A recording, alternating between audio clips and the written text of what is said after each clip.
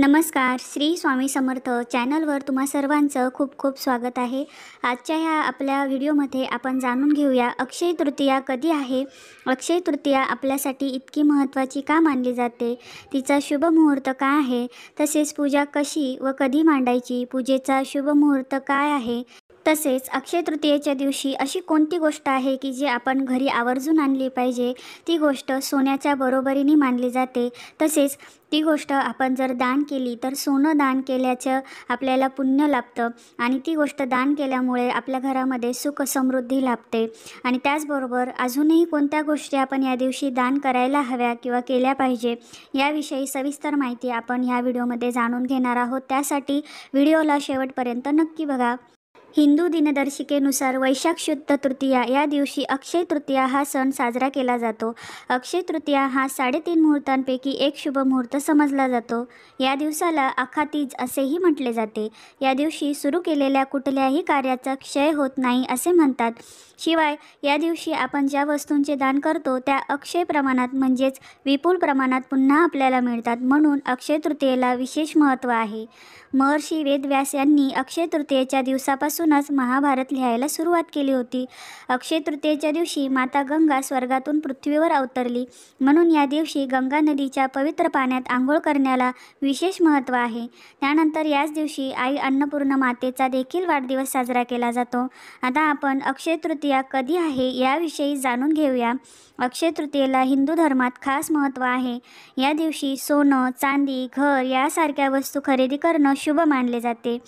या दिवशी लक्ष्मी मातेची पूजा करणे शुभ मानले जाते. यामुळे घरात सुख आणि समृद्धी लाभते. या दिवशी नवीन काम सुरू करणे शुभ मानले जाते. यंदा अक्षय तृतीया 30 एप्रिल रोजी साजरी केली जाणार आहे.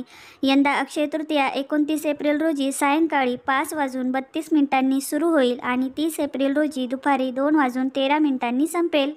यंदा अक्षय तृतीया ही 30 एप्रिल रोजी दुपारी 2:13 संपणार असली तरी उदयतिथीमुळे अक्षय तृतीयेचे महत्त्व दिवसभर कायम राहील. यामुळे तुम्ही दिवसभर खरेदीही करू शकता किंवा नवीन काम सुरू करू शकताय. पण शुभ वेळ ही दुपारी 2:13 आहे. अशावेळी 30 एप्रिल रोजी दुपारी 2:13 वाजण्यापूर्वी पूजाविधी, खरेदी, दानधर्म आणि नवीन काम सुरू करणे चांगले राहील.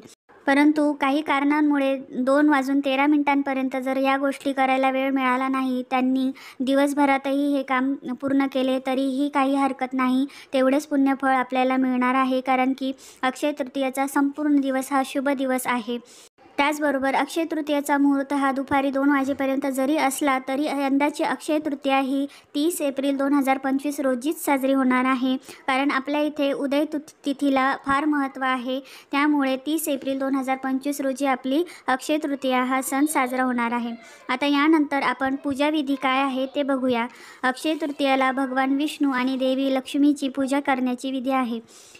या दिवशी घराच्या मुख्य ठिकाणी किंवा देवघरात स्वच्छ चौरंग मांडावा. त्यावर स्वच्छ लाल रंगाचे वस्त्र अंथरावे. त्यानंतर देवी लक्ष्मी आणि विष्णूंची मूर्ती एका ताम्हणात घेऊन त्यांना स्वच्छ पाण्याने आंघोळ घालावी.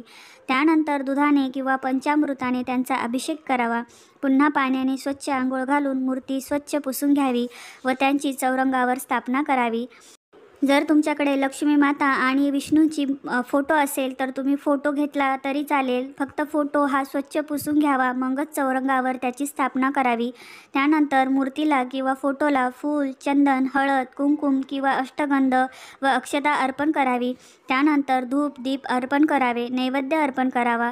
नैवेद्यात मिठाई, फळे किंवा घरात जे अन्न बनवलेले असेल ते अर्पण करू शकतात. या दिवशी देवघरात जर श्रीयंत्र असेल तर त्याचीही पूजा करावी. श्रीयंत्रावर कुंकुमार्चन करावे. तसेच लक्ष्मी माता आणि विष्णूंच्या पूजेवेळी तुळशीपत्रे वाहण्यास अजिबात विसरू नये. त्यानंतर शक्य असल्यास सत्यनारायणाची कथा किंवा गीतेचा 18वा अध्याय वाचणे शुभ मानले जाते. यामुळे आपल्या मनोकामना पूर्ण होण्यास मदत होते. शेवटी आरती करून आपल्या चुकांची दिलगिरी व्यक्त करावी व पूजेनंतर घरातल्या सर्व सदस्यांना प्रसादाचे वाटप करावे. आता या दिवशी आपण कोणत्या गोष्टींचे दान करू शकतो, तसेच दान केल्यास काय फायदे होतात ते बघूया. अक्षय तृतीयेच्या दिवशी दान करणे अत्यंत महत्त्वाचे व शुभ मानले जाते. या दिवशी तांदूळ, डाळ, पीठ, पाणी आणि जवस दान करणे विशेष शुभ मानले जाते. ब्राह्मण आणि गरजूंना मातीची भांडी, पंख पंखे, फळे, धान्य यासारख्या वस्तू दान केल्याने शाश्वत आशीर्वाद मिळतात. या दिवशी दान केल्याने विशेष फळ प्राप्त होते. जलदान केल्यामुळे मोठे पुण्य मिळते. जवस दान केल्यामुळे सर्व पापांपासून मुक्ती मिळते. शास्त्रात जवस हे कणक म्हणजे सोन्याच्या बरोबरीचे मानले जाते. त्यामुळे जवस दान केल्याने घरात सुख समृद्धी येते. जर जवस दान केले तर सोनं दान केल्याचे पुण्यफळ आपल्याला मिळते. यानंतर अन्नदान केल्यानेही पुण्यफळ प्राप्त होते.